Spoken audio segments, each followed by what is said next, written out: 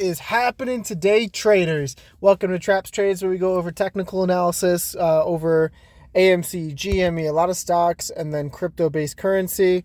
And today we have the one, the only Bitcoin USD.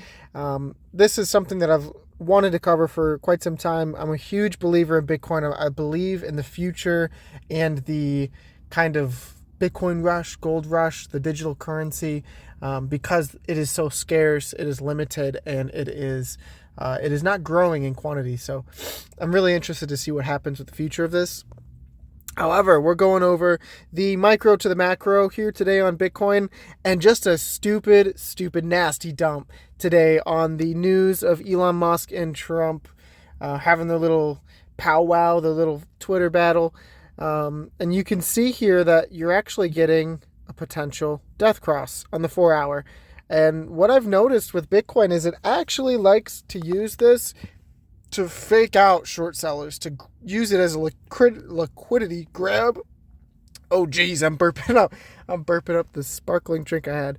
To use it as a liquidity grab, because most of the time when you see these death crosses, you'll see an instant bounce out of that liquidity zone and then a rally. A good example of that is here back in April, where you had a kind of a double fake out here. You had Bitcoin spring down, you had a death cross, you did knife, but you made a double bottom, and then immediately, what is this, like 5-10 days later, immediately double bottomed, and then you built an inverse head and shoulders, and you sprung back out to all-time highs. And so what I'd like to see is Bitcoin hold this descending channel here. And it's getting close, guys. It's right around 100,000 that it's going to be testing. Hold this descending channel and then, and then fake out and go higher. Another thing that, like I was saying in the previous video, is confluence, guys. I love to look for confluence. Is not only are you coming to the bottom of this channel right around $100,000, you're about to test the daily golden cross. And this is huge. I love this look for Bitcoin.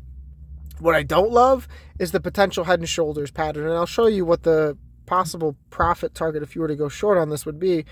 You take the top to the neckline, and then you put it from the breakdown. So worst case scenario, guys, in my opinion, this is not financial advice in any possible way, but worst case scenario is you knife past the 50 here, which would just be silly, and you go down to the previous resistance and the new 200-day moving average. And for me, there's just so much support here, guys, at around the $95,000 liquidity zone, that I would not see a reason not to buy the dip there.